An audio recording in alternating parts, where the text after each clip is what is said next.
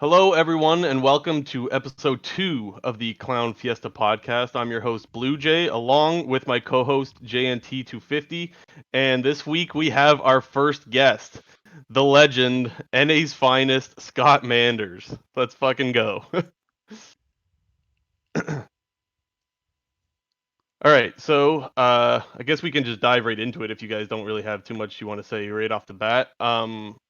Let's start talking about the meta and honestly draft and what we've seen so far this week. What do you guys think about week one? What are your initial, just your initial thoughts? In terms of draft, I felt like in NALCS specifically, it was pretty boring. There wasn't really anything that changed from like spring split, I don't think too much. I don't even think they were really adapting to like the death stance change.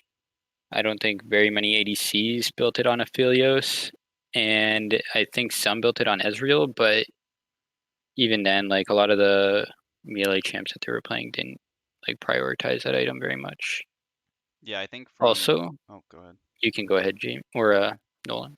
Yeah, I think, kind of to what you said, like it was a pretty boring week one in comparison to some of the other regions. It sort of felt like NA was just going back to like old reliable with picking a lot of the champions that were highly prioritized in the spring split and not sort of, we've seen from many of the different regions, like specifically Wukong and Senna, like the new Senna build with Grasp and Frozen Mallet, and Wukong's been especially in EU, it's been a decently high priority champion. We've seen it in support one time, and we saw it in top lane a few times.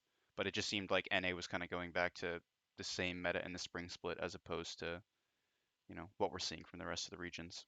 Yeah, for sure. And to your point there, Nolan, about like just going back to old reliable there in spring split, it kind of makes me wonder if, well, not makes me wonder. We've heard some of the players from the LCS say that like, yeah, they took kind of a break in the off season, and there was very few teams from the LCS that really hit the ground running. I think the only two teams that come to mind that I know started working on their games a lot earlier was TL and C9, and we saw that in week one because they actually looked pretty good. But you got to wonder if like this is one of the issues that NA is going to face when it comes to adapting to meta is like you got to get some reps in on some of these champions. Like you were talking about with Wukong, we saw Wukong a lot in other regions, and to Scott's point, not a lot of Death Dance. We saw what Death Dance Aphelios can do in EU this week, so I really it does make me wonder just how much NA is really working to adapt to meta, and it just points out even more that once again NA is falling behind other regions as far as meta is concerned. Yeah, I think one thing, I don't remember exactly who said this, but I remember seeing something. It was some pro player, and they were North American, but it was something how specifically in NA, they like players will more often than not fall back to picks that they feel more safe on. And the reason why they were talking about this was because of the Aatrox priority, specifically how there's a lot of Aatrox in NA in comparison to other region because that champion has basically been meta for 2 years in a row now. So everyone in NA is like super proficient on it. And even though it's not as strong of a pick, they would prefer to, pick a champion like Aatrox instead of maybe taking something a little less practiced on or a little more outside of the box and just picking like a standard Aatrox. I remember in the second TSM game, like I just kind of knew like they were gonna pick Aatrox. Like I remember I said it. I was like they're just gonna make some sleeper Aatrox pick into. I think it was they were playing Dignitas and they had set top lane. So Yeah, I think like one of the things that like stems from that is like the lack of solo queue that they play and like experimenting there because like everyone in solo queue is building death stance and like even the Black Cleaver build on set is super bad. Like I just cannot even like begin to wrap my head around why they're doing that build when they have no tanks on the enemy team. Just doesn't make sense to me. yeah, I remember Solo played 2 games of set and he built Black Cleaver set in both games, and Viper in the first game Dignitas played. They played. I don't remember who they played against, but he built Black Cleaver set as well. And yeah, it's kind of like, especially at the start of this season, LS has kind of risen a lot within the community because he's been sort of talking about these various itemizations for quite a long time now, and Yeah.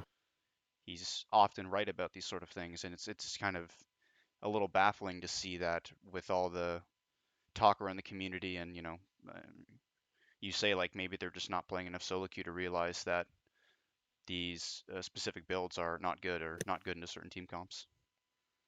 Yeah, I honestly, I'm right there with you. You got to start to wonder. You know what I would like? I would like to hear from the players. Maybe they have some reason in mind. Like these aren't guys that like they're not stupid. They must have some reason. I just can't figure out what it is for these, well, just subpar builds. But anyways, did you guys have anything else before we move on to our main topic for this week? Was there anything else with the meta you wanted to touch on? Uh, Yeah. Okay, go ahead. you can go ahead, Nolan. Okay. The main thing I just wanted to also talk about is the ADC meta right now, because we're seeing pretty much two of the highest priority champions that we've seen within week one, specifically in NA, is Kalista and Varus. Those champs were both 100% presence. We saw, I don't, we didn't see a game of Varus. We saw there was a couple games of Varus in EU and others in LPL and whatnot, but two games of Kalista. Double have played one in the first game against TL, and then FBI played one against what was it, TSM. But yeah, it kind of just seems the way that ADCs are is Varus and Kalista are most likely going to get banned, and then Aphelios and Ezreal are, right now the premier ADCs. And with sort of, as we're talking about Death's Dance, pretty much if you're not, if you're an AD carry champion that doesn't rush Death's Dance third item, then you're most likely not in the upper echelon of ADCs. I agree. The one thing I wanted to touch on was a lot of other regions are playing Karma mid and Lulu mid. I don't know if you guys have seen that or not, but I know in NA Academy they're playing it, and I heard LS say it was like pretty good. So Saw I will Soaz be, whip out top this week. We saw that. yeah. The only thing is he didn't perform very well on it. It's probably just due to their team cohesion and the lack of talent on that team, honestly. But um, and then the fact that NA players are only picking safe picks, like every time they're given a counter pick, they're always picking a blind pickable champion into it, and I think it's just like super bad. And some of these picks should be countered, like Syndra, Ori, Azir. I just don't understand why they keep picking Ori into Azir or even like Corki. I get that like you want the scaling, but it's just like some of this stuff can be abused. Yeah, Yeah, I definitely completely agree with that. We're seeing a ton of just set Aatrox matchups or Aatrox Ornn matchups. Teams will more often than not take set or Ornn if it's available on like B1 or, on their red side, B1, B2, and we're just seeing, very trivial and basic picks into these champions. So I would like to see some more diversity, and it does seem that NA is, taking the safer approach. and one of the things you made me think about, Scott, is specifically how you're talking about how they're taking safe picks mid. This could be one of the reasons why we're seeing like a really slow game out of most NA teams. Like people are playing really, really slow, and it's almost like they're afraid to make mistakes rather than taking that risk and trying to just win lane. And that's something we've heard Jizuke say multiple times that like this is a region where like they don't really go for it. They don't really try to win lane. They just play slow. They kind of just passively play the game and wait for something else to happen. And um, I think that that's just showing more and more, especially with what we just saw with week one. So hopefully, they take your advice and they take the advice from Jizuke and start to try to take some counter matchups and actually just try to roll the game. Like let's get her going. Yeah, even with like the jungle picks being like high priority on Graves, Kindred, and Nidalee specifically, I think with what Cloud9's doing by picking up Olaf and just having like a strong 2v2 mid jungle with like LeBlanc, Olaf, like you can just fight super early and just win that way. Yeah, they're sort of continuing their approach that they used a ton of in the spring split, and it's part of the reason why I think they dominated the split so hard is that their mid jungle was just so far ahead of everyone else's. Yeah. Anything else, guys, before we move on to our next topic? No, I have nothing to add. I'm good. Yeah.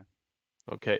So this week, our main topic is a recap of week 1, but also where we put where we fit teams in a tier list, because we did power rankings last week, and although I wouldn't say a lot has changed based off of our power rankings, there were some nice little surprises from teams where like I want to give more credit than I initially did, and I don't know if you guys feel the same, but anyways, let's get into our tier list. So our first at the top tier, our S tier, is C9 alone. What a surprise. What do we think, guys? Yeah, I don't think it's like much of a surprise to anyone. I think the way they play through mid jungle is just insane. Like they're pretty much always taking like a level 4 fight and they're just drafting for early game and then they just snowball through that. Even in the first game they played against, I believe it was 100 Thieves. FlyQuest. They or FlyQuest, right? They even lost that early game fight and then they still just somehow end up coming back by looking for picks or just like taking the right fights. Yeah, I see something that's really common that we see out of C9 with Niski specifically is you'll often notice that he's actually down in CS most of the time in laning phase because he's, C9 basically the way that they play the first 10 minutes of the game is it's all centered around Blabber. Like again, we don't know the inner workings of C9, but I would assume primarily it's Blabber talking about what he wants to do and how he wants to play the game. And we sort of see they love to take these early level 4 fights, and Niski is, willing to, sack these waves to go and help his jungler and, accrue leads further around the map. Even though he's often down in CS at 10 minutes, he's usually actually up in gold due to the plays that C9's making around the map. And it's something that we're seeing a lot of. Like they clearly, like you said, they feel comfortable in putting all their eggs in the blabber basket, so to speak. Even I think it was against 100 Thieves. Uh, I remember they dove top and they gave plates to Blabber rather than Licorice in lane. They had Blabber stick around to take plates to put all those eggs in the Olaf Blabber basket, and it makes sense though. Like it's working for them, and it also goes back to what we were just talking about with any teams playing slow. C9 is not one of those teams playing slow, and they get rewarded for it time and time again. Like Scott mentioned, they lost the fight in River versus FlyQuest, but they didn't stray away from their game plan. They stayed aggro because that's how their playstyle is, and it worked for them time and time again. And I'm still waiting for one of these other teams in the league to really start to take on what seems to be the better way to play the game. Niski himself has said he didn't believe he was playing the game properly in the past, and now that he's taken on that Doin B play style, that's where C9 has started to see success. He's roaming around, like you were saying. He's low in farm, but he's always making something happen on the map, which to me is just the reason why C9 is in their own tier there, and there's nobody else so far that I think is worthy of that S tier slot. Yeah, I think one thing to add on to like C9's approach to bot lane is Sven and Vulcan's playstyle is like they're the only two players that actually abuse people that are playing like Yumi and Lulu. Like they'll take the MF or the Nautilus or the Aphelios and they'll actually punish these picks. A lot of players are just they're picking the Nautilus or the Thresh and they're just AFK farming it out. I think they play around Blabber really well that way, and I think they're forcing around the bot side of the map properly, where I don't think a lot of teams are. yeah. So C9, we're all in agreement that they're, they're still in that tier alone. But right below them in our A tier, we do have TL, EG, and FlyQuest. TL going 2-0 on the weekend, EG going 2-0 on the weekend, and FlyQuest going 1-1. But one of those losses obviously being against C9. So, you know, even though they're 1-1, I think we all still think they're deserving to be in this tier. Yeah, to me, I think the team to be most excited about is TL. This is a team that finished ninth last split. No one expected them to finish ninth. And even towards the end of spring split, people still had it in the back of their minds that until TL is out, there's no way you can ever count this team out. And I think that we saw why this week. They looked a lot better than they did in the spring split. We started to see signs of what TL should look like. And the guy I want to, well, there's a couple guys I want to talk about actually, but the first one that comes to mind is Impact. God, did he have a bad split last split, and God, did he turn it around week 1. I think he played 2 Mordekaiser games, I think it was, and, like, he definitely looked a lot better on this pick that was probably his worst pick last split. He was showing up at fights and making a difference in the fights that he showed up to, and he was just a solid top laner like you used to always expect out of Impact. So that was one of the really good things, one of the really good signs for TL. The other really good sign, in my opinion, is tactical.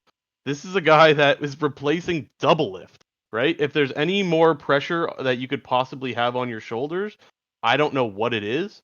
Tactical showed up in week 1, and he actually led the league in damage per minute with 751 DPM. So really, really good showing for Tactical. Not that he would have had a monkey on his back, but he would have had some nerves that I'm sure this might put to bed those nerves. Yeah, I think I was myself. I was pretty impressed with TL's first game specifically against TSM, although it did feel a little bit like TSM was a little bit lost and they were playing a pretty slow game. We saw the Kane pick from TSM, which in a vacuum, just straight up champions against champions. It looked all right, but just with the generic slow play style of professional League of Legends and specifically North America, we saw that he only got his form change at like 23 minutes or something. So the pick seemed pretty useless, but I do think, TL did a lot right that game, and they had a little bit of a comeback win against Golden Guardians, and I think, moving forward and looking into these next coming weeks, I think it'll be sort of a fight at the top for, it'd be a race for second, I think, with TL. Yeah, I don't know if I'm necessarily impressed with TL. I think they're performing like up to the standards that everyone kind of has held them to, even from like last split, even though they performed obviously poorly Yeah. due to Yep. like some conditions. But uh, just props to Tactical. I think both him and Core JJ, like coming in as like a new duo, I think they're performing like insanely well. And I don't think Tactical made hardly any mistakes in the 2 games he played. So props to him. Yeah. And one of the players that we didn't really talk about too much from TL's point of view is Jensen, and I don't know if that's necessarily a bad thing. Like Jensen's just like he's a reliable mid laner. Um, he wasn't exactly too involved in too many of the fights, but that doesn't mean that he wasn't really pulling his weight. He did pull a lot of pressure with ganks mid, which is something that Jensen's always been really good with, and so I thought he played good. Nothing amazing out of week 1, but definitely some good signs. Yeah, I think just to end off on Team Liquid, I think something interesting that we'll have to sort of look at going forward is, how their play style might potentially differ from the previous iteration of TL with Double Lift. Tactical obviously performed very well in week 1, and are we going to see Team Liquid continue to play around Tactical, or, will we see, different looks out of them? Yeah. Yep, yep, yep. Another team on the tier list. Next up is EG. EG had a huge pop off week.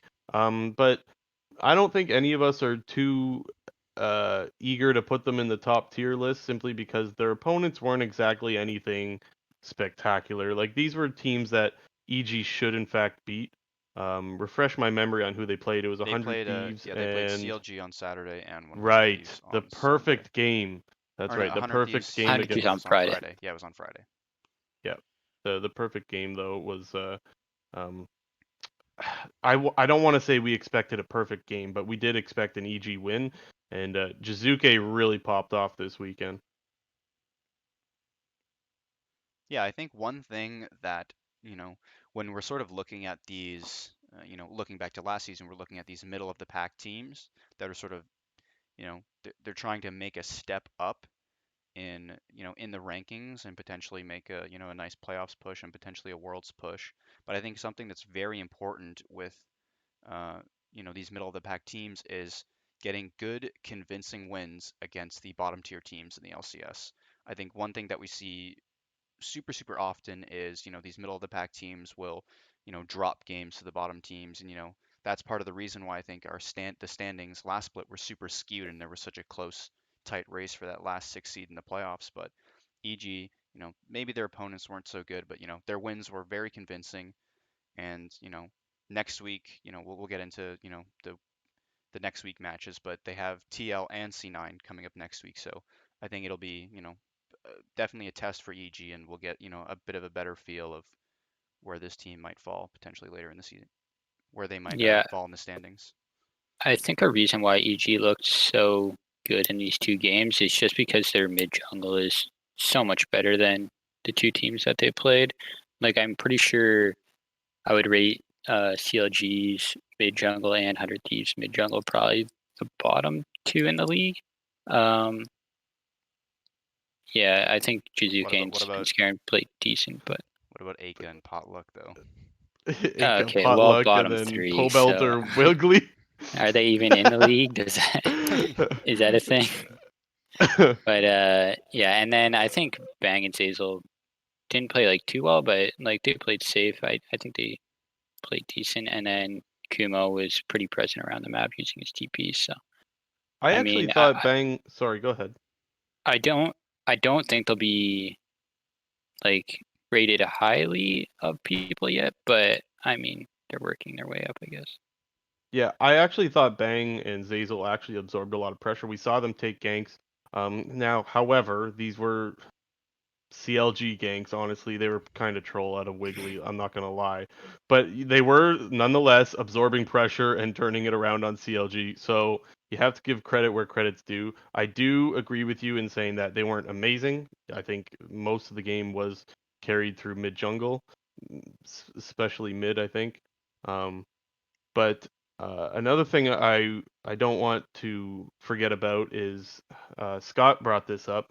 Um, how they have Hooney now, and Kumo actually performed pretty well this week. Scott, did you want to talk a little bit about Hooney's performance in Academy?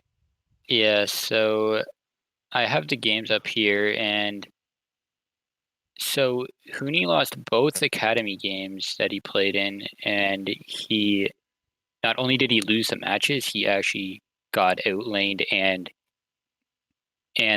out macroed in the late game. Like it was just like not even close. So I'm not sure if he even deserves to be like thought of as an LCS player anymore, and just is pretty much strictly an academy player in Which my is eyes. But crazy to say, right? Like it's really crazy how far this guy has fallen. Everyone's talking about how this was a guy that was in Worlds Finals not too long ago, and now he's struggling in NA Academy. Like we've really seen Hooney fall off. And while this is not incredibly relevant right now because he's still an import slot, so he won't be playing. There's a good chance, let's say, that he won't be playing this split. It does seem like they're looking to transfer Hooney into the starting role once he does become an NA resident. And as you just mentioned, Scott, is he worthy of that spot anymore? Like, I'm not so convinced.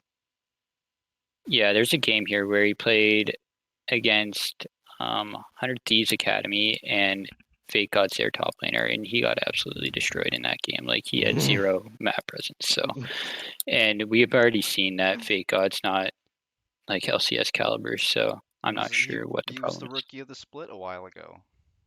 Like, didn't Pepe he play laughed. in LCS games though, and like it did not go well? Yeah, it was funny because he won that like rookie of the split when there was only I think two other rookies in the Uh, whole league, and like the two other rookies were like the 10th place team.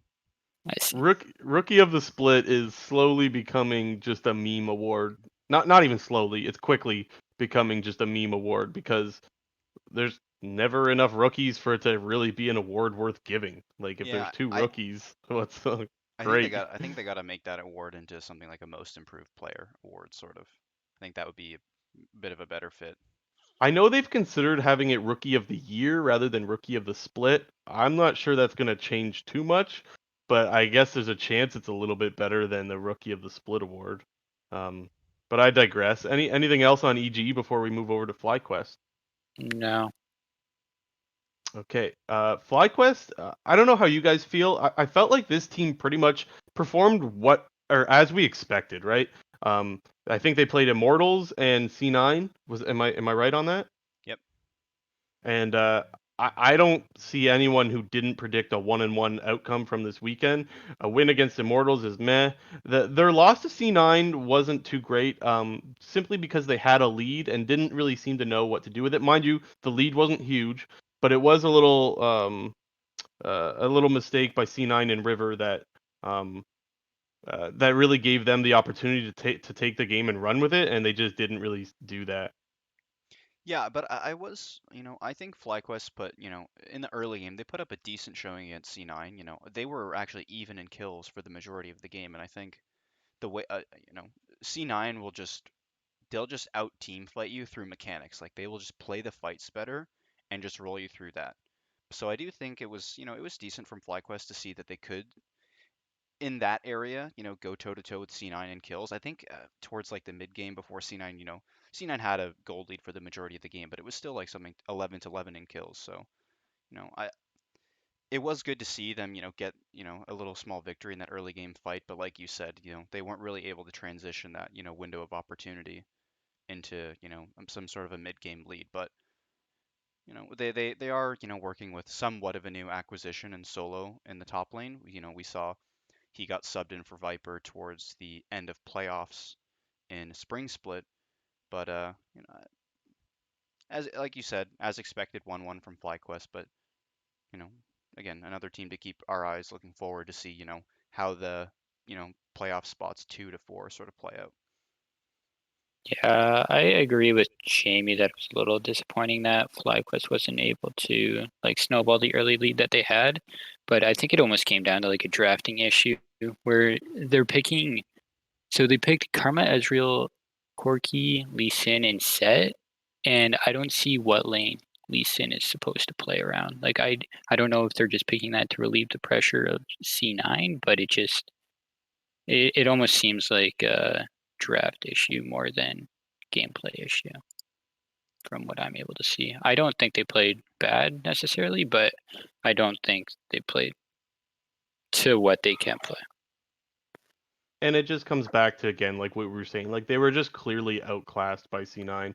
Once C9 just got any little advantage, they give an inch, they take a mile is just perfectly how I would sum up that game. And C9 never really looked back, and they were able to close out the game in 30 minutes despite starting off with a deficit in the early going. Anything else before we move on to our next tier? Nothing to really add. Well, actually, one quick thing I wanted to get your guys' opinion on within the A tier. Who do you got in order? Where do you guys rank them? Who's 2, 3, and 4? TL's 2, I think. I think it's more the question of 3-4. I don't know. It's pretty even. I think EG got off a little bit easy, as we said, due to their easier schedule, and FlyQuest did have to play C9. But I think Mm-hmm. just I don't know. I guess I'd give the edge to EG for now. I'd probably rate TL, FlyQuest, and EG. I don't think EG is as good as people are hyping them up to be, but I mean TLs look pretty good with tactical, and I don't think FlyQuest is probably nearly as good as they were Yeah, last split. I'm with you. I think people are going to start punishing the way they play more. I think TL is probably going to pick up the pace of their games, which is going to punish the way FlyQuest plays and a lot of the other teams. So Yeah, should be interesting, and I agree with you. I go TL, FlyQuest, EG, but to Nolan's point, I think it's very close between 3 and 4. When we come to our B tier, we're looking at Golden Guardians and TSM. Any initial thoughts, guys? Yeah, I mean, it was a little bit interesting because we did actually get to see, like one of the matchups was, oh wait, no, never mind. I have this wrong. I thought TSM played Golden Guardians, but they played Dig. My bad. Um, Someone else go. I TSM can played. go. Okay, go ahead. Yeah, go ahead, Uh, Scott. I think TSM looked pretty bad. Like for what their players are like for their skill level of their players, I don't think they're like nearly up to the level that their players are. I don't know if it's a coaching issue or it seems like it's partially a draft issue, but I'm not 100% sure on like what to think of Double Lift anymore. I don't think he's that good of a player anymore. I don't know if he has too big of a voice in teams and people aren't listening to him, but there's obviously something And what you not just right there. said there is so interesting, right? Because I think a lot of people are thinking exactly what you're thinking. Is Doublelift that player anymore? And like, it's crazy how one weekend can completely I suppose it's more than one weekend because he had a bad split, right? But there was the expectation that Doublelift was going to come back and be fired up and ready to go, and didn't see much out of him this weekend. He did, well, they did. TSM did stomp Dignitas, right? Like they had a 1-1 week. They weren't terrible the whole weekend, but with how bad Dignitas looked, it's hard to give this team so much credit when it's like they got stomped by TL. So like there was a clear skill gap from TL to TSM and then to Dignitas, and so for to give credit to TSM, I think is fair for their win against Dignitas, but I don't think it should be heavily weighted because of how bad Dignitas looked in week one. Yeah, I think in that TSM versus Dignitas game, I don't think it was TSM won the game. To me, it looked like more that Dignitas lost the game. Their draft, Dig in that game, they didn't really look like they had much of a game plan. They picked a, scaling jungler in Italy, and Acadian had pretty much zero impact on the entirety of the game. And we saw Viper kind of trolled his little tower dive level 6 in Oh, top lane. That was a bit interesting, but to me, that yeah. win just seemed like Dig losing the game more than TSM winning the game. I think one of the big things that TSM did as a mistake too was making Parth head coach. It seems like the only reason why they did that was so that Doublelift and Bjergsen could have more say in what happens with the team, but I just don't think that's a good change Yeah, overall. That's just how you have conflict within the team, and then it's just not a good thing to do. I completely agree with that. It was in the like statement that TSM released when they sort of made this announcement that Parth was coming back into head coach. It was, I remember specifically in that statement they said, "Oh, Doublelift and Bjergsen asked for this." So I think in sort of a team environment, you can't really have that dynamic where you have, these two players are making the decision on head coach and, you know, they won't say it, but Doublelift and Bjergsen definitely have favor in that team from Parth and from Reggie and from Lustboy from being with them and playing together for quite a long time. They won't come And out and say it, but you know that those two players, they make the calls on that team. And I don't yeah, think that is good in a team exactly. environment where, everyone's voice matters. And we just saw what happened with TL last split, where Doublelift wanted to have his voice as the main voice because there was a few arguments within him and the coach. And no, we don't know all the specifics, but we do know that there was a little bit of a power struggle there on who was calling the shots. And well, it does seem to it looks like when the coaches are running show, you have more chances of success than when the players are running show. And I completely agree in saying that I think it's Bjergsen. That's Bjergsen and Doublelift's team right now, and you got to really wonder how much a coach's opinion is valued when those two guys have well so much respect from all the players and all the community. You got to wonder who's running show. Yeah, there was the whole meme with Parth coming back to head coach. Like there was the whole meme that Parth was, terrible at drafting, and I think, Parth's drafts weren't that good and, weren't anything to be desired for in this week one. They had the Kane pick, which is pretty interesting. They had two Aatrox picks at a Broken Blade, as we sort of mentioned before, kind of vying to go for the safe pick.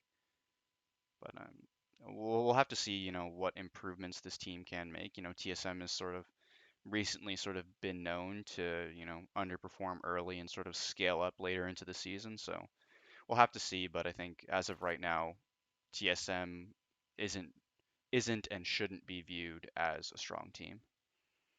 Yeah, and despite some good showing, like we said, they looked good against Dignitas and like I also want to mention Bjergsen should have gotten a pentakill, but he didn't. Um, there wasn't anything coming out from TSM from the players that they're too excited about. I'm sure. I realize it's a 1-1 week, but you could just tell with the interview with Doublelift that he was not too happy with his week. He didn't get his revenge that he wanted, and like he really wanted that, like any player would, but especially Doublelift. You know that he wanted that revenge win and he didn't get it. And it's only 1 week, but I do think if you're a TSM fan, your fingers near the panic button because what we saw this week wasn't anything to be too happy about. Yeah, I completely agree. Um, yeah, I don't really have anything to add. I agree with pretty much everything you guys said. We good to move on to GG? Yeah. Yeah, All right. Golden Guardians. What do you guys think out of Golden Guardians this week? I actually really liked them.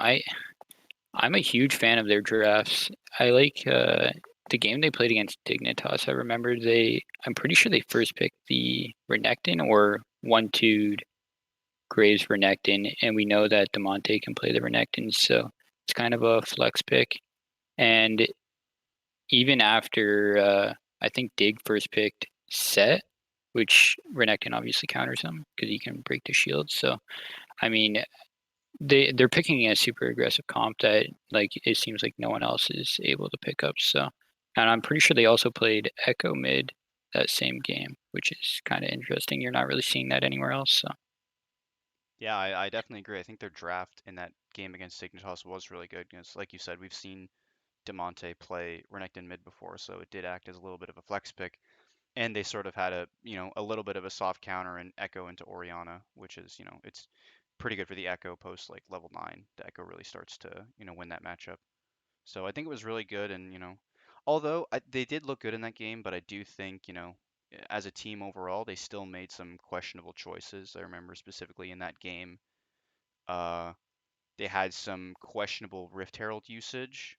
I remember they dropped they dropped a Rift Herald bot in like the middle of the lane with full plates up, and I don't know.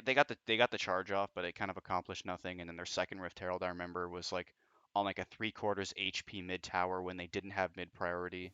But they got the charge off, but still, kind of another useless Herald. So I still think their macro has something to be desired. And another thing I remember was in the fourth drag fight, um, Demonte was split pushing top lane and had he had tier 2 top that he could have taken and most likely tier 3, but Golden Guardians chose to fight over the dragon and have Demonte TP down as opposed to continue to split push. So I don't know.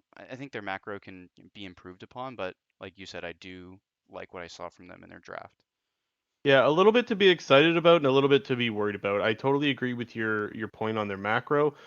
It did seem to me like Demonte was having trouble, and I can't believe I'm saying this, but I believe with Crumb, I believe, or I am in agreement with Crumbs Oh that no. Demonte was, yeah, I know, right? Demonte was having trouble getting some flanks off with Echo. That's not always an easy ability. His W to predict where the fights are gonna break out. Um, but still, it did seem like he struggled with getting those picks, which is really what you want to do. If you're going to TP in, you're going to look to get a good flank off, and he couldn't really seem to do that. However, the things that I thought looked really good was simply closer, as we expect. I remember him pressuring out Broxa in the jungle in that game against TL, and that was really something that really gives me some hope for this team. He's one of the players that you want to perform, and he certainly did. Um, I think the exciting thing about this team is that a lot of us can start to consider this team as potentially being a team that can compete in playoffs. It's still very early to say that. We're only 1 week in. I don't want to do what a lot of the casters did for last split, where Dignitas won a couple games early on, and suddenly Dig was the second best team in the league. But I do think there is some glimmers of hope there for Golden Guardians, and I do think that their support position is looking better with Huhi. I don't think Huhi is the support god, but last split, I mean, he was splitting time with Keith, and I think we all know how that disaster well, maybe not even a disaster, but it definitely wasn't good. So there's some things, there's definitely some improvements to see in this team. I think Demonte is looking better so far than Golden Glue, which, as we saw with their macro, they want to put Demonte in the side lane with the Echo. That's something that they had trouble with Golden Glue, was putting him in a side lane last split where he had so many isolated deaths.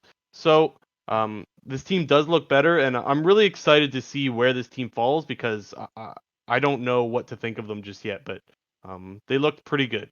They put up a good fight against TL, which I would also say was probably the best game of the weekend as far as like just competitive play. Like that was a very competitive game. one thing I want to say about Golden Guardians is that they look super similar to Cloud9 in terms of like their play style and how their players play. I think their mid jungle is super aggressive. I think their top laner is fairly reliable. And the only difference is their bot lane, but I don't think who's their bot lane? FBI and Huhi? FBI Like Hoovy. I don't think they get outclassed by pretty much any other bot lane in NA. So like I think they're pretty much just like a budget C9. I think people should be more excited to watch their games though, because I think they're going to be a lot faster paced than most of the other teams that play in NA. Yeah, I think that, like C9, they're willing to put, closer on these more aggressive picks and allowing him to do what he wants in the early game. Like you said in the first game, in the game they played against TL, he or not against, sorry, the game against Dig, he was playing the Graves, and he was applying a lot of pressure on the map. And even in the TL game when he was playing Nidalee, he blew Brox's flash in his own jungle at level 3, and that kind of gave you know Golden Guardians a big opening that they did manage to turn into a decently sizable lead in the mid game, but they eventually lost that game against TL. It also seems like they're willing to experiment with other picks, which is kind of refreshing to see, knowing that other teams are just picking the same stale picks that we always see. So I'm excited for that. And to one of the points that you made me think of, Scott, when you said like there's some reason to be excited about this team is this I if I'm not mistaken, this team has a history of never finishing above 500 if I'm not mistaken. I think they finished 9-9 one split, and that's the best split that they've had. This could be the first split where they actually have a chance of finishing above 500. Now, we're very much ahead of ourselves here because we're only 1 week in, but I think this split more than any is the most promising for this team. Yeah, I think I would definitely rate them in like the top half of the standings as of Yeah. right now. I can't say for sure what they're going to look like in the future, but Yeah, and for me within the B tier, like I would take Golden Guardians over TSM after what we saw from week one. I don't know if I would take that in the long run, but specifically what we saw from week one, I think Golden Guardians was the better team, and there's some reason for GG fans to be a little bit more excited about them. Is there anything else we want to talk about on either of these two teams before we move to our C tier? no. Okay, C tier, we got 100 Thieves and Dig, boys. What do we think? I think Dignitas looked like their drafts were honestly probably the worst of any team that I've seen this weekend. Yeah, I think their players are good. I just don't think their coaching staff is drafting correctly or something. There's like a disconnect there. I'm not sure what it is, but and I think 100 Thieves kind of has a similar issue where they're just not prioritizing like counter picks. They're just always picking safe blind picks on red side for whatever reason. Like I just don't understand. Yeah, I mean, both these teams went 0-2. They didn't look super impressive. I think in terms of 100 Thieves, you spoke about this a little bit earlier, but their mid jungle is sort of the weakness on that team. And, Stunt also had a pretty bad weekend, but, in talking up some of these teams at the higher up in the standings, like the C9s, like TLs, like the Golden Guardians potentially, they have this strong mid jungle that they play through in the early game and are able to, get these early game leads. And it sort of feels like with 100 Thieves, but even both of these teams that they have a bit of a lacking mid jungle, and they don't have a reliable way to potentially get an early game lead. And one of the things I think that we need to talk about from 100 Thieves is that Someday actually looked okay, maybe even good against Licorice in the Cloud9 game. He was definitely winning that lane early on, but to your point about Stunt, this guy really stands out. Almost literally, he is standing in the middle of river with no one. Like, I don't know what this guy's doing, man. He's trying to engage. He's trying to engage fights where there's no possible way anyone can follow up. He's sitting there on Nautilus, ready. Like, anyways, he really stood out. Sadly, um, but I don't think that that is the end of the line for 100 Thieves. I do think that there could be some improvement there, but clearly there's a disconnect in their communications because he's going for fights where there's no world where they end well. I remember him engaging in river bot lane river brush. He's sitting there and he waits for Blabber to come running through, and he engages on Blabber, and he's got his jungle Kindred is like in between Pixel Brush and Raptors, and then Cody Sun is at tier 1 tower. Like there's nowhere within a mile to follow up, and then he did the same thing later on, just higher up in the river. So it's very obvious to me where this team is lacking, and I think that's mostly stunt. However, I also didn't think Ryoma looked too good in again in the Cloud9 game. There was the one fight where Blabber invaded, because that's what Blabber does. He invaded Meteos at his own red, and I think all day Ryoma should be the first one to rotate there. He knew where Niski was, and Niski still out-rotates him as the Galio without ultimate. The Galio beat the Azir there despite having a much shorter path. I think Ryoma could have pathed a lot better and helped out his jungler, but he took a very odd path, and well, he just let C9 just roll them at Meteos' red buff. So definitely some very obvious standout moments for 100 Thieves. I do think they can maybe look better, but they're performing approximately where I would have put them in the preseason power rankings. They are to me a lower tier team. Yeah, I definitely agree. The only thing that I want to, like, I'm going to jump back to Dignitas here for a second, because Yep. I am a big fan of them, but I don't think they actually played too bad, even though they're 0-2. I think they played against Golden Guardians, which I think Golden Guardians probably overperformed from what people expected, but Yep. I think only Acadian got outclassed in that game super hard. He was playing Trundle into Closer's Graves, which was obviously like almost 1v9 from Closer, but I mean, I think the rest of the players played fine, so I think if they play against a little bit of a lower tier team, I think Dignitas will play fine. And in the TSM game, it just seemed like they were trolling really, really hard with their draft. I'll see if I can pull up the draft here. Yeah, so like this draft just makes no sense. They have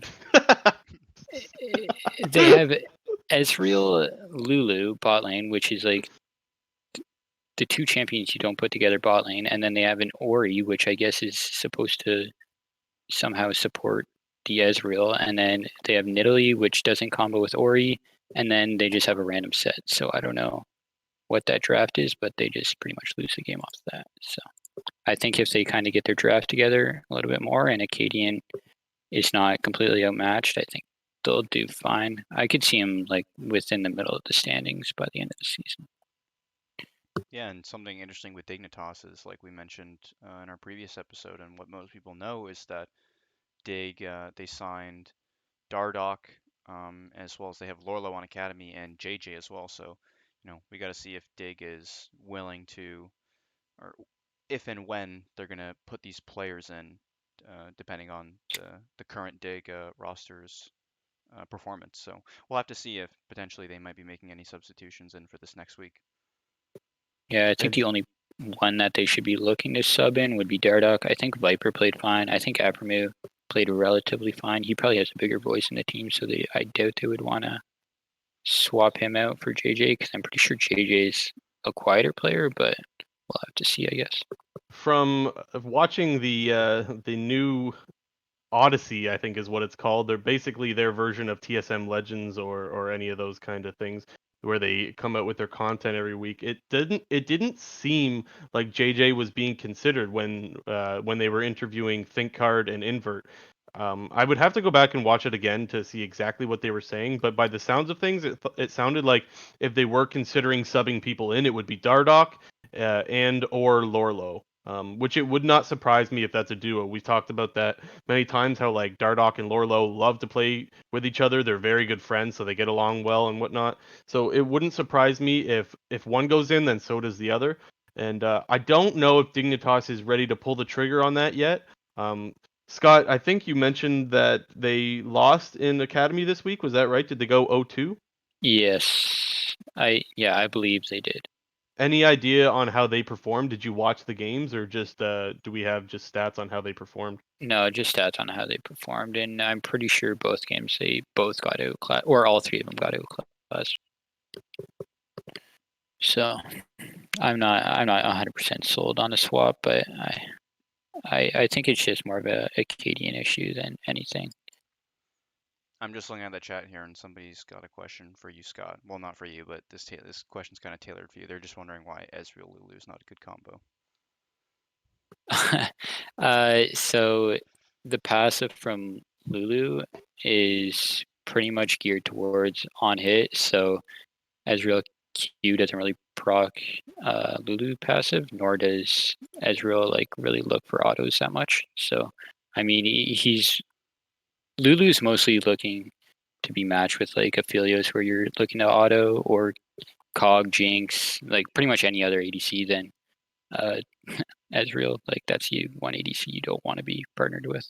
And especially in the LCS right now, like when we're seeing a Lulu, it's very often alongside an Aphelios.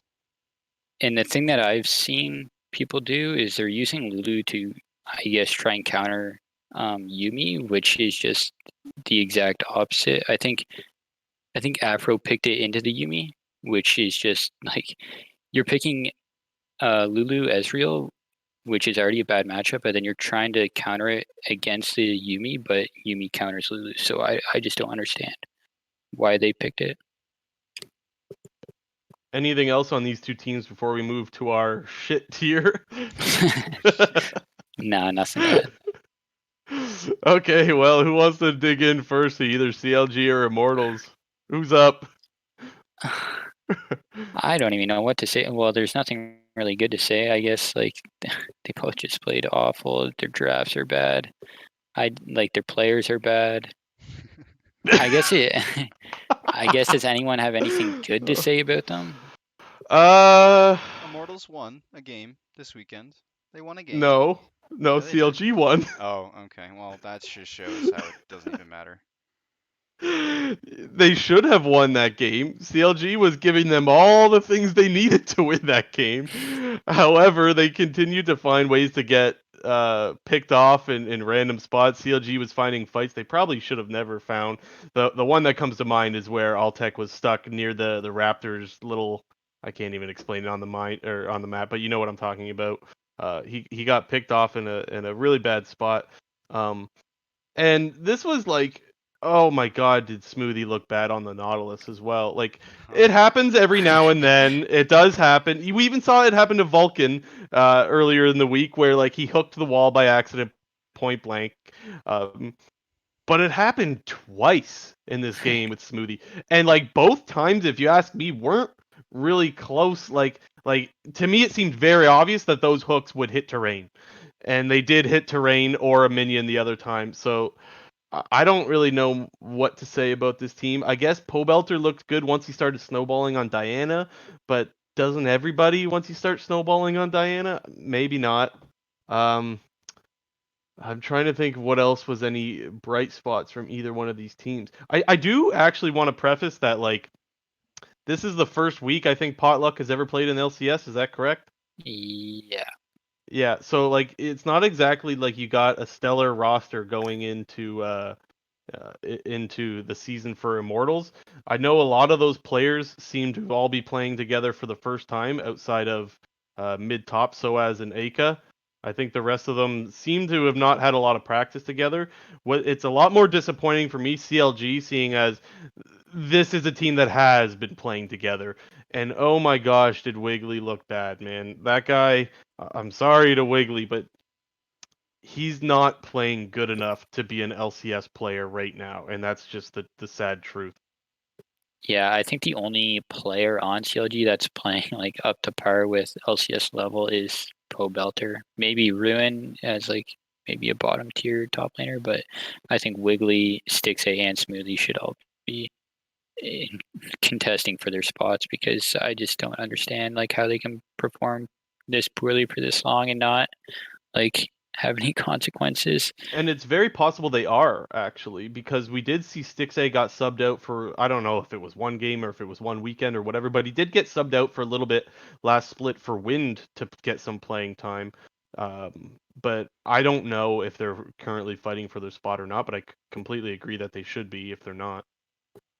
And then the only thing I have to add on Immortals for like maybe a positive is Soaz. I don't think he looked bad on the Karma. The only thing wrong with that is he's playing like the only supportive top lane you can pick, and like the rest of his team is just not good. So like you're supporting nothing, right? So I mean, if they put him on a carry, he might be able to do something against like a lower tier team. But other than that, that team looks pretty doomed.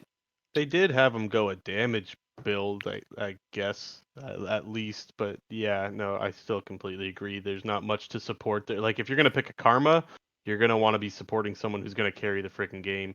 And I don't see it happening. Yeah, just in that game, I remember their draft was like really, really bad. They drafted Gallia mid with no front line, and I don't remember what their jungler was. I think it was Graves. I think Potluck played a Graves game. I don't know if it was against FlyQuest. I think it was. Yeah, they had Graves. I don't know, but they had like damage Karma with an engage mid laner with no other engage on the team, and it just didn't make any sense. One of the things I think of when it comes to these two teams is like, and this is gonna sound harsh, but like, where is the hope, right? Like Dignitas, like yeah, they could turn it around. Like they have some players that they haven't subbed in yet. Maybe it looks better with Dardoch Lorlo or 100 Thieves. It's like someday can hard carry games. I don't see where the hope is with CLG or Immortals. I maybe if Xmithy comes back, there's some hope, but we don't know when or if that's going to happen. So I guess Immortals has a little bit of hope because maybe Xmithy can play, maybe Apollo Hakuho. Although I was in Apollo's chat this weekend on Twitch, I was watching his stream and I asked him if he was getting scrim time. He said no. So Apollo, it doesn't sound like Apollo and Hakuho are being considered to play right now. So both of these teams sound like just dumpster fire.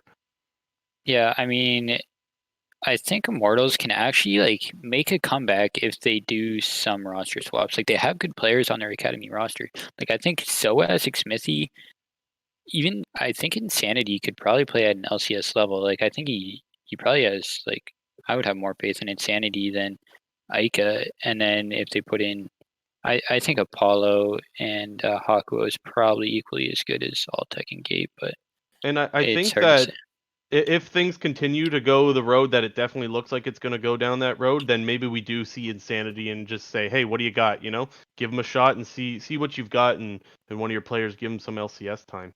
Yeah, I think Insanity definitely would be if they're gonna make a change. I think that would be a positive one for sure. He was previously on TL and was on TL Academy, but I specifically remember back in season 9 when Jensen had some wrist injuries. He never actually got subbed out for any LCS games, but I remember watching the TL squad episodes.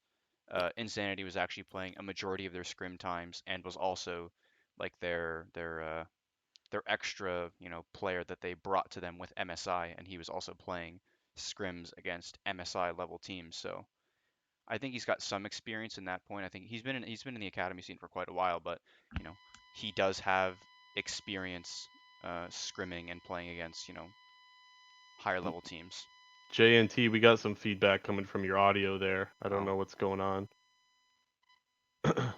um, is it happening right now? every time you talk, yeah, there's a ring that just started. Hold on, one sec.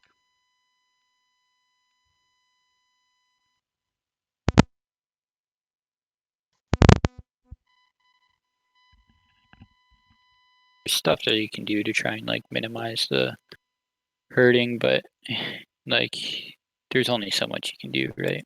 Well, and my thoughts are if we've cut out exactly where Immortals has some hope with like they could bring up some academy players. Is there any hope for CLG? Where's there like if you're a CLG fan, where's the glimmer of hope? Um, I'll look up their yeah, even their academy roster isn't good. Like I haven't really heard of any of these players. Phil, Wind, Tuesday, Fragus, and Deuce. The only two players I've heard of are Tuesday and Fragus, but I think they're far from being LCS levels. Yeah. So I I do think Wind looked okay last split. He played, like I said, he played only a game or one weekend. He didn't play very long. He looked okay when he was subbed in, but clearly the CLG management and coaches didn't feel too comfortable with putting him back in for another weekend because Stixay, it didn't take too long for Stixay to get subbed back in. yeah.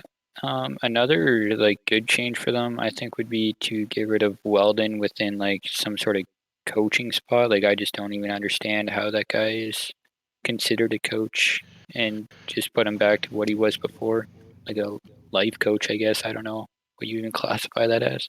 Well, I have to agree. And one thing we talked about earlier this week was his interview with Travis Gafford, where he says that he's hopeful CLG will be in finals and beating C9 in finals. Now, I understand that it's very possible that that's just something you say.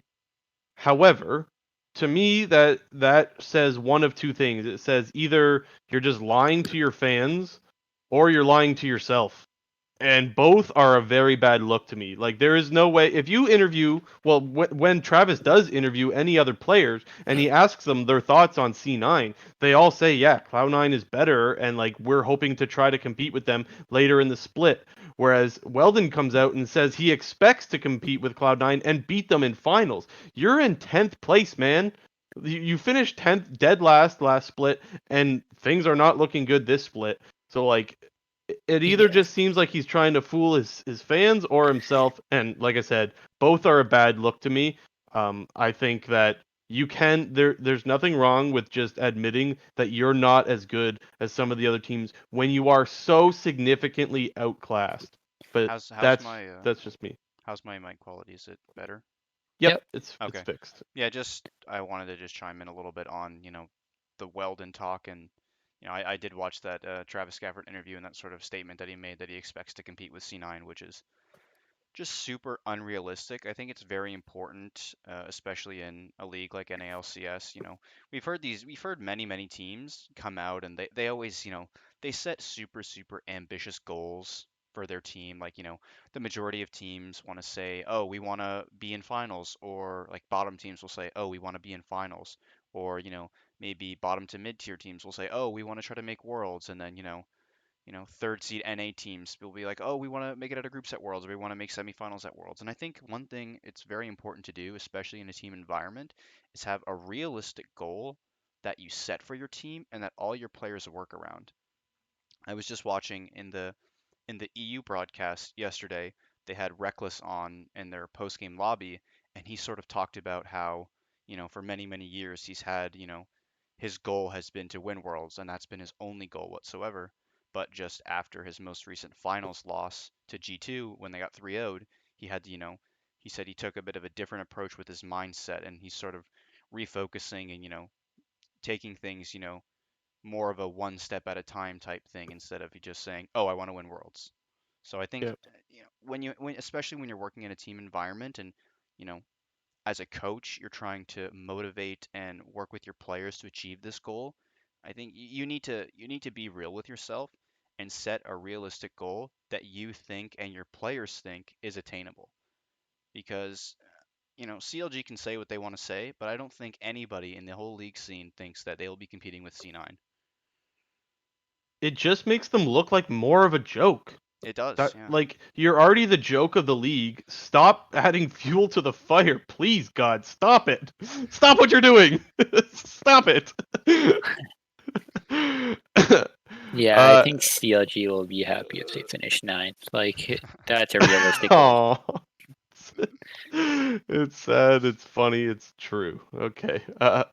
Anything else before we move on to our awards for the weekend? No, I have nothing to say on any of that. Okay. Right now we're gonna pop over to our pop off. We got the pop off award and the bean soup award. I'll throw it over to you first, Nolan. Who do you got? Who do you think really popped off this week? Who's your award going to? So yeah, just a quick reminder for people who may not have seen the first episode, but our pop off award is just award that we're just going to give to a player or a team or somebody who we think popped off during the week. And the Bean Soup award, stems from our good boy Stephen King, Sketcher, Kingsman, the list goes on. But just super underperforming player or team or anything. But for pop off, for me, I have tactical. Like you both mentioned before, the guy he performed really well this week. He was like leading DPM. He seemed to work really well with Core JJ in the two games that we saw so far. But for me, it's tactical. Who do you got? NA's finest. I was actually going to pick tactical, but I'll pick a different one if you want to go, Jamie. Okay. I did consider tactical for a while. I was so back and forth on tactical and impact, but I did go with impact just because of how necessary it was for him to turn around his play from last split. I was really happy with how he performed this week, and I think that's going to be a huge necessity for TL to have success this split. So I did give it to impact, although like Nolan just said, or J and T. Um, it was really close, and tactical is definitely deserving of the award as well. So um, for me, it's impact. Okay, so I picked a new one, and it's going to be Jizuke, only due to the fact that he popped off, and he did it a couple of times in Spring Split, but I think everyone might have thought those were kind of flukes, but I mean, it seems like he's able to consistently do it. So, I mean, definitely for the week, he was probably the one of the best players to play this week.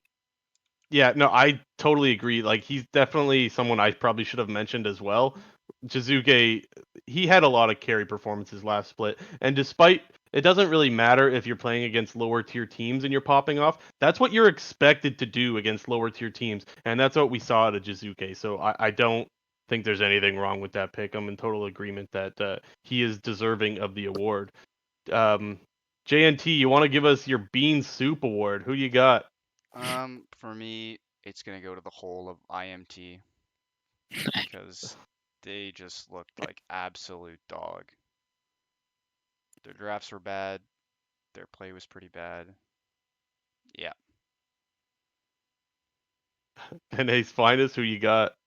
Uh, I don't know if this one counts, but I'm gonna say Hooney just because he had the he has the opportunity to move up to LCS, but I mean he obviously kind of ruined that opportunity by not even being able to perform against low tier teams in academies. So De- yeah, like I just don't think there's any chance that he's gonna move up anytime soon, at least. yeah, definitely a good choice. I think. For me, my Bean Soup Award was Wiggly this week, and I promise next week I'm gonna try to avoid going something CLG related because last week we gave the Bean Soup Award to CLG as a whole. But Wiggly, he's very much in the Hooney car, so to speak. He is not looking like he's deserving of an LCS spot right now. He he definitely looked really bad, especially in his gank spot. I don't know what that guy's trying to do. We saw him try to gank against Bang and Zazel. They easily turned that around on him. And then instead, the one time he knew the enemy team was doing top side scuttle, bottom side scuttle was free. He instead tried to gank the Braum with Trundle, and Braum literally just, dashed to his bro and got out of there, and then he gave up bottom scuttle. He got double scuttled on his own doing.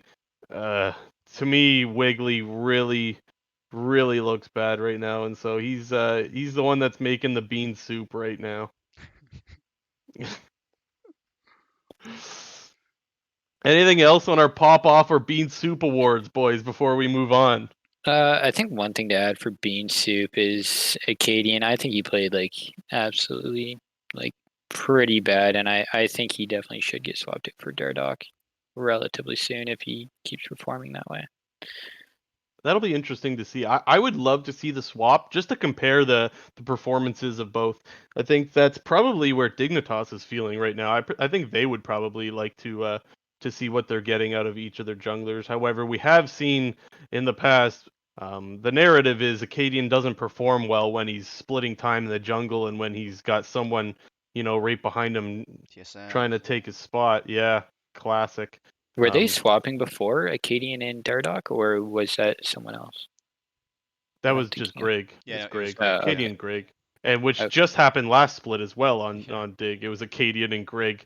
They decided to take TSM's Pog Jungle duo. And yeah, that didn't work out very well either. And Acadian's been splitting time with the jungler for a long time now, man. It feels like Uh, 2 years or something. yeah. But you know what though? I do really believe you have to earn your spot, and it's not like Acadian has been popping off in the sense that he's deserved a starting spot for sure. So While yeah, maybe that's hurting his performance, knowing that he's got someone right behind him trying to take his spot. I think it's valid and it's warranted rather that I don't think his spot should be under lock. But anyways, for our next topic, we are going to move on to our very first and ever 1v9 segment. The 1v9 segment is just a rant, and we're going to hand it over to JNT in just a second for him to do his rant on the LCS broadcast. Um, for future reference, you can expect to see this 1v9. It will not be with myself or Scott until the very end. I'm going to hand it over to JNT for him to absolutely 1v9 this segment. JNT, whenever you're ready, go for it. Yeah, so I think although the games were good and it's fun that LCS is starting back up again, I think the main gripe within the community was the LCS broadcast this week. And let's be honest here, it was absolutely horrible. There were many, many problems that we saw, uh, just throughout the entirety of each broadcast and every day. And sure, you can attribute to that with being it done completely remotely and done online and COVID and whatnot. But I would just like to pull up some quotes that I got from a Travis Gafford video with the LCS commissioner Chris Greenlee. And basically, the premise of the video was he was talking about how much extra time and money and resources they have put into the LCS broadcast now and are trying to make a better product. And I think we can all can agree that the broadcast quality and the production actually got worse from the end of spring finals to this first week one. Like just to go down, just from some of the stuff that Chris Greenlee said, he said we've spent a bunch of time to roll out some really cool additions, two great updates, and the primary thing on that was the LCS overlay, and many people, especially on Reddit and Twitter, have noted that there are many many problems with the new overlay. Some people don't like the look. I think the look's okay, but having the gold at the center of the two teams goal at the center as opposed to kills, on the traditional league scoreboard, it's pretty interesting. Might take a little bit of time for some people to get used to, but overall, it doesn't seem that people like that. But the main problem that I think everybody has is it seems that the scoreboard is now being manually updated as opposed to being automatically updated, through the API and whatnot. So, you'll see if you watch a game of LCS and there's a kill or a tower take, it takes almost 10 to 15 seconds before presumably somebody at Riot types in on their damn keyboard, "Oh, this team got a kill and this team got a tower." In the TL versus Golden Guardians game, TL's first tower take was not even updated. Like the overlay was just completely wrong. It was up until like it was the Reddit post talking about there was a Reddit post on this, but it was 33 minutes until Team Liquid had their correct number of towers in their broadcasts. And it just, to me, there's like the old saying, like, if it ain't broke, don't fix it. So I can understand why they wanted to make maybe a new look for the overlay. But this whole, with that and the trade off that they now have to manually update both kills and towers just doesn't, make any sense. And it just puts a bit of a sour taste in my mouth that, something so trivial can get screwed up. And then just moving past the overlay and talking about, the broadcast, we saw many, many technical issues. And yes, you can sort of attribute that to, the online broadcast and COVID. But from my remembrance, they had a couple struggles early on with this broadcast, but over time and by the spring finals, they had eventually sort of fixed everything. But there were numerous problems that we saw. There was a bunch of random black screens and cuts to the casters during the draft. We had audio desync on anytime they brought up a replay within the games. If one small thing that I saw that was pretty funny that I noticed, but when they pulled up a total gold graph on the side of the screen, they actually had old champion icons. So they had like the pre-reworked Mordekaiser icon. This is in like I think it was in the TL versus Golden Guardians game when Impact was playing Mordekaiser. In the Immortals versus FlyQuest game, they threw up the Bud Light Ace graphic. Obviously, due with a sponsorship with Bud Light, they'll flash up Bud Light Ace whenever there's an ace. But it was the middle of the team fight, and only like one or two people had died, and all of a sudden we see this image flash up on the screen saying, "Oh, Bud Light Ace," and it's like, oh, okay, well, thanks. Now that we know, that an ace just happened. It's another spoiler, so to speak. We had that sort of infamous spoiler in the spring finals last year with C9 and FlyQuest in Game One, where they had the cams, like the player cams, were not properly synced up with the game time, and oh my God, that was just such a shit show from what we saw. Like it was just the middle of the game, and players just sort of got up and left. But I don't know. And then just in terms of, more to discuss with the broadcast, it sort of seems like what they're doing is, in between these games, there's a bunch of filler stuff. They now have multiple short breaks. Like they'll always take a break right after the game. They'll do a 3-minute break and then they'll jump to some analyst segment with an interview and then another 3-minute break and then more caster talk and then the draft starts. And you pretty much see almost, 20 plus minutes from when a game ends to when the next game's draft starts. And it's just, to me and to, other people, it just doesn't seem very viewer friendly. You have, almost, as I said, 20 plus minutes from game end to game start with all of these various breaks in between, which just, for me personally, makes me just want to close the stream and not watch. Like, I don't want to have to sit around for 3 to 4 minutes right after the game ends to get the analyst segments or to get a player interview and then have to go through uh, all the various analyst desk talk and then wait another 3 minutes before having to, get more caster talk and then the draft starts. It just seems that they're doing so much of this filler time, which it doesn't really make sense to me. I understand it's a business and it's a product and they got to, show off their sponsorships, State Farm Analyst Desk and that, Verizon post-game interview, but it just ruins the viewer experience. And I don't, while some of these changes they've made with the broadcast have been good, but it just seems a lot of them are negatively impacting the broadcast. And that's it. All right, thanks JNT for that 1v9 segment. If anybody in the chat or in the YouTube comments wants to score JNT from 1 to 10, please give 1 us to 9. your score of your 1v9. I'll definitely give him a 1v9 score actually. Score from Yeah, one. I'd give him about an 8. His face was turning a little red at the end there, Oh, I'm so going I can in. tell he's running. Yeah, I'm he's going running in. I'm giving him a 7. I don't know why I came up with a 7 though. Thank you, JNT, for our very first 1v9 segment. That's a segment we're going to definitely want to do a lot more in the future. I think it'll be a lot of fun to do, to go on some rants. Other than that, is there anything, Scott, that you wanted to touch on from what he talked about in his 1v9 rant? I don't know if you talked about the Sushi Dragon thing, Oh, I but totally like forgot about that. Oh, no. I didn't that write it really down. just overall needs to stop. Like everything about that, just stop that. Same with the Yelly C thing, whatever that commercial is or featured song, that needs to stop. Other than that, like it's just like pathetic, and it's almost disappointing to see like a growing industry like the LCS and esports in general to like have to resort to like this low of quality of production for whatever reason. Like there's just no excuse for it in my eyes.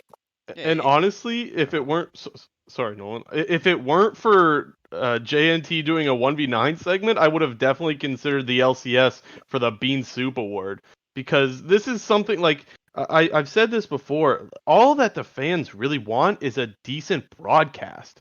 We're not looking for anything special. We don't need an LCS dome. Just give us a decent broadcast, for the love of God. They can't do anything without spoiling anything. It's been really bad. And the one thing that JNT touched on that I completely agree with is they got to get these games going, man. When we're waiting half an hour in between games, that is too long. There's no need for us to sit there and listen to Crumbs for half an hour go on about how champions with skill shots shouldn't be drafted. What is that? So, so let's get it going. That's where I'm at. I think that the games need to not have so much time in between them. There's just too much wasted time. Yeah, I completely agree with everything you guys have like pointed out. All right, and are we ready to move on to our final topic, boys? Yep. Okay, so our last topic is just our picks for week 2, and we want to talk a little bit also about how we did last week. Nolan, how did you and I do in our predictions for last week's games? So myself, I was 8-2 in my predictions, and Jamie, you were 9-1. And the two I had wrong was TSM versus TL and what was the other one? Oh, Dig versus TSM. Those were the two I had wrong. Bubber's making me laugh. And then Jamie, the one wrong you had was Immortals versus CLG. But I know we both said it was basically a coin flip, so you lost the coin flip. Yeah, what's funny is I actually ended up betting on CLG day of, mostly just because they had better odds. However, you can't pick and choose every now and then exactly what you can't flip flop rather. So I will accept the 9-1, even though my heart wants me to say that I went 10-0. Pretty good start to for both of us, but I think that just goes to show there wasn't really any upsets, honestly. Like most of the games were as expected. Even the casters on the broadcast mostly got either perfect or next to perfect in their predictions. So yeah, nothing too out of the ordinary. Going into week 2, let's get into the picks. Are you able to pull that up on screen? Yep, Friday is up now. So first game we got CLG versus Golden Guardians. I'm picking Golden Guardians.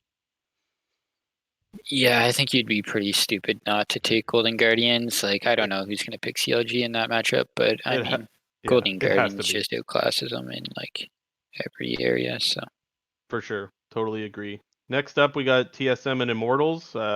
I will go TSM just because of how bad Immortals is, not because I think TSM's been great, but I mean, I think we got to go TSM on that one. What do you guys think?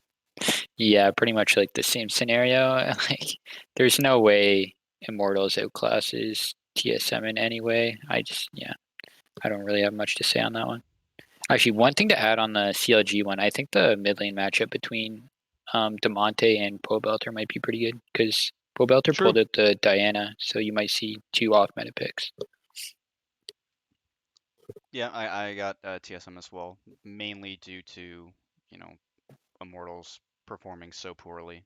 But one thing, I just want to throw this back to one thing that we mentioned in our first episode was talking about Friday Night League and how me and Jamie both felt that, while it's cool to have League on an extra day, it will be somewhat lacking once we get these lesser hype matchups. And I think this is sort of a perfect example. Like, you're not, I'm not going to get hyped up for an Immortals versus TSM and a CLG versus Golden Guardians matchup. But you know what? So yeah, you're right. But TSM is playing. There will be at least viewers. Thank God for that. Mm. Next up, we got Saturday games. You want to whip those up when you get a Yep. chance? Thank you. First Okay, game, we got Team Liquid versus 100T. I got Team Liquid. TL. Self-explanatory. Yeah, I also picked TL. There's nothing too like much to look forward to in that game, I don't think, in terms of like matchups. Maybe to see how tactical performs, but even 100 deep spot lane isn't anything special. So, Yeah, the only matchup to me is the top lane matchup because Someday has been their oh only right, player that's looked really good. So it's Someday and Impact who's had a good week. So I don't want to put too much into that, but I did give him my pop off award. So I do have to admit I'm a little bit excited to see who comes out on top. No pun intended in that matchup. Okay, yeah, next up we got TSM and FlyQuest. Both 1-1 in the standings. I do think it's a bit of an interesting matchup, but I'm going to take FlyQuest. Same here.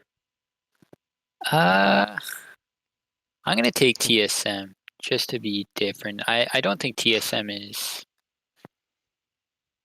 I don't think they're that bad. I think they'll probably fix some of the smaller issues they have, which could contest Hipster FlyQuest. So Manders. we'll see. I do. You know what though? It's like a For 50-50 in my eyes, but I do think FlyQuest is better. I wouldn't give it a 50-50, but I would say this is an important game for TSM if they want to really kind of prove that they're a team to be reckoned with. This is a team that if you beat FlyQuest, you gain a little bit of respect here because nothing from week 1 to me is deserving of too much respect. I suppose they stomped Dig, but like we talked about earlier, Dig isn't anything amazing. So I really think this is an opportunity if TSM wants to be a top league or a top team in this league. This is a game you got to win. I agree. Next game, C9 versus EG, battle of two 2-0 teams, so one of them will lose that 0, but I'm going to go with C9. I have to go with C9 as well, but I'm not incredibly sold just because again we know C9 is the best team in the league as of right now, and yes, they are better than all the other teams. However, I do think that CLG showed some promise. There is EG. still that hunger to, what did I say? You said CLG. EG, pardon me. ELG, ELG now. EG. I lost my train of thought. EG is a team that's looking really good with Jizuke, and I think their bot lane popped off pretty good too. And they are a team that's hungry to beat their old teammates. I don't think that hunger ever goes away. And while I'm not too huge on the hunger argument, I do think that it does exist, and it is worth noting that you want to beat your old team. And I think that if, just like we said with TSM over FlyQuest, if you want to prove you're a top team, this is one of the teams you got to beat. So we'll see. I'm still going with C9 though. Yeah, definitely C9. There's a couple of interesting matchups that I kind of want to point out is Kumo versus Licorice. Kumo was formerly Cloud9's Academy player, and I think he subbed in for Licorice a couple times. I'm not sure why, but Licorice Licorice so there's a lot of had he some wrist issues. yeah. okay. So I mean, obviously he's probably learned a couple of things from Licorice in the past. So we'll see how that turns out. And then obviously Jizuke versus Niski, I'd probably put Jizuke at like top 3 mid laners in the league right now. So, and they both play super aggressive, so you should see some early game presence from both of them, I would expect. Yeah, I think in that matchup specifically, it'll be sort of interesting to see how the two mid jungles end up, you know, how that plays out. I think, for both teams, that's a recipe for success. Yeah, that should probably be one of, if not the most hyped matchup of the weekend. Um, I also want to point out that in both of Cloud9's games, both early games didn't go incredibly well, and I think that even though it wasn't like disaster when Licorice against Someday, I do think that there's a lot of other teams out there, maybe not in NA, but in like LEC or LPL, LCK, that would have probably taken wins off of the early advantages that they were given. So even though Cloud9's 2-0, and yeah, we're putting them above all these other teams, they have struggled a little bit in the early games in both of those matches. So should be a little bit interesting. Then last match we got Dignitas and CLG. To me, I think barring, Dig substitutions, it's still looking like a little bit of a coin flip, but I think I'm gonna give the edge to Dig just based on individual players, I think being better. Yeah, I think the only weakness on Dig's roster is Acadian, but since they're against CLG and Wiggly's probably the weakest player in the league, I don't think they'll be able to abuse Acadian like the other teams did. So, I mean, I have to give it to Dignitas. I'm gonna go Dignitas as well. Um, Pretty much what you guys said. Like we think that they're just a little bit better than CLG. Maybe not anything amazing we've seen so far, but when it comes to the matchups, I just think Dignitas has the better players. I would not be surprised to see CLG win this game with how bad Dignitas looked this week, but I'm hoping for a little bit more out of Dig, so I'll give Dig the pick there. Okay, now I got the Sunday games pulled up. First one on that day we got EG versus TL. Again, like I mentioned before, pretty tough week for EG, and could be a telling week for their season to come. But I'm gonna take TL. I think they looked really impressive, specifically tactical. So I'm gonna take TL as well. I think that this team has looked like the clear second best team in the league. Um, but just like I said before, with like matchups where you want to prove yourself, this is one for EG. If you want to prove yourself to be a top team, Team Liquid's a team that you're gonna have to beat, or at least have a good showing against. So I'm taking TL, but this should be one of the better matchups as well. Yeah, it's definitely going to be close. I think Team Liquid's support is outclassing EG support by quite a bit. Like Core JJ, obviously world champion against Zazer or Zazel, whatever you want to call him. Zazer. There's obviously like a huge skill gap there, and then Kumo into who's Team Liquid's top? Impact top Oh five. yeah, I think Impact. I have them up.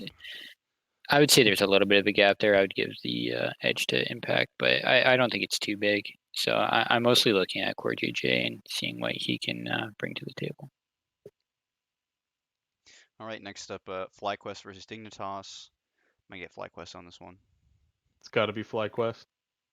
Yeah, definitely FlyQuest for pretty much the same reasons that I said Dignitas wasn't very good for before. Like, yeah, their jungler is just not that strong right now.